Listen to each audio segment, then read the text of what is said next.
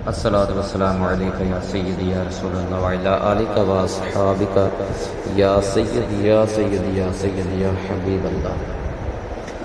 ہمارے پیارے نبی علیہ الصلوۃ والسلام کی رضائی والدہ حضرت سیدتنا حلیمہ سعدیہ رضی اللہ تعالی عنہا آپ علیہ الصلوۃ والسلام کے مبارک بچپن کے حالات بیان کرتے ہوئے فرماتی ہیں،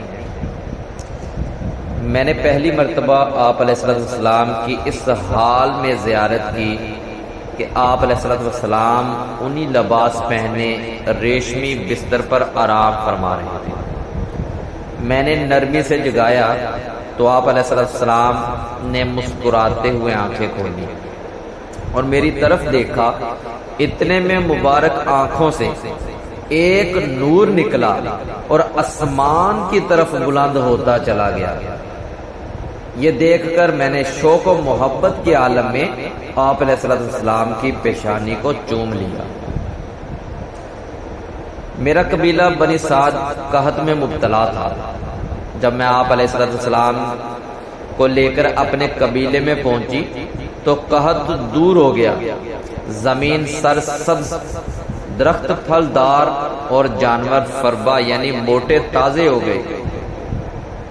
ایک دن میری پڑوسن مجھ سے بولی، اے حلیمہ، تیرا گھر ساری رات روشن رہتا ہے، اس کی کیا وجہ ہے؟ میں نے کہا، یہ روشنی کسی چراغ کی وجہ سے نہیں بلکہ محمد مصطفیٰ علیہ الصلوۃ والسلام کی نورانی چہرے کی وجہ سے ہے۔ میرے پاس 7 بکریاں تھیں۔ میں نے آپ علیہ الصلوۃ والسلام کا مبارک ہاتھ ان بکریوں پر پھیرا تو اس کی برکت سے بکریاں اتنا دودھ دینے لگی کہ ایک دن کا دودھ 40 دن کے لیے کافی ہو جاتا تھا۔ اتنا ہی نہیں، میری بکریوں میں بھی اتنی برکت ہوئی کہ 7 سے 700 ہو گئی۔ قبیلے والے ایک دن مجھ سے بولے، ان کی برکتوں سے ہمیں بھی حصہ دو۔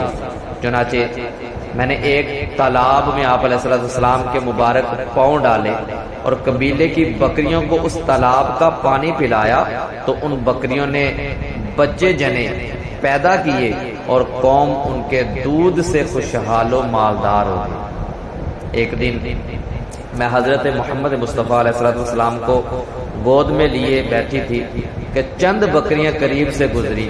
ان میں سے ایک بکری نے آگے بڑھ کر آپ علیہ الصلوۃ والسلام کو سجدہ کیا اور سر مبارک کو بوسہ دیا۔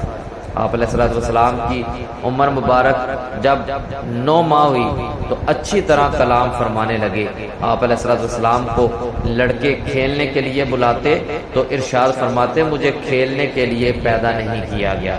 آپ علیہ الصلوۃ والسلام میرے بچوں کے ساتھ جنگل جاتے اور بکریاں چرایا کرتے تھے۔ ایک دن میرا بیٹا مجھ سے بولا، امی جان، حضرت محمد مصطفیٰ علیہ الصلوۃ والسلام بڑی شان والے ہیں، جس جنگل میں جاتے ہیں ہرا بھرا ہو جاتا ہے، دھوپ میں ایک بادل ان پر سایہ کرتا ہے، ریت پر آپ علیہ الصلوۃ والسلام کے قدم کا نشان نہیں پڑتا، پتھر ان کے پاؤں تلے خمیر گندے ہوئے آٹے کی طرح نرم ہو جاتا اور اس پر قدم کا نشان بن جاتا ہے۔ جنگل کے جانور آپ علیہ الصلوۃ والسلام کے قدم چومتے ہیں۔